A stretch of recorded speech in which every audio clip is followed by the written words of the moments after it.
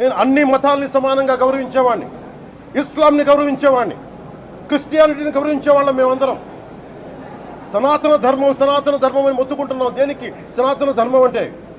సనాతన ధర్మానికి ఒకరు ప్రారంభించింది కాదు. ఇది ఒక వ్యక్తి ఒక కూర్చోబెట్టి ఒకరు స్టార్ట్ చేసింది కాదు. ఇది కొన్ని వేలాది సంవత్సరాలుగా అన్ని మతాలని, అన్ని విశ్వాసాలని అలింగనం చేసుకున్న నేల ఇది. అలాంటి విశ్వాసాలకి దగ్గర తీసుకున్న ఈ నేల మీద ఇలాంటి అపవిత్రం జరిగితే, రిపీటెడ్గా జరిగితే, ఒకసారి కాదు, 2 సార్లు కాదు, రిపీటెడ్గా జరిగితే ఇప్పుడు కూడా మాట్లాడకూడదంటే అది తప్పు చేసిన వాళ్ళం అవుతాం. మేము దోషులకి శిక్ష పడాలి.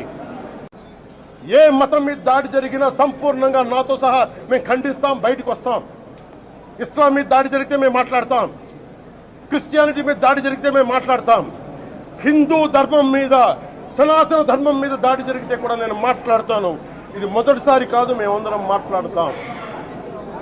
ఇది ప్రాథమిక హక్కు. ఇది పరస్పర విశ్వాసాలను గౌరవించుకోవడం చాలా చాలా అవసరం.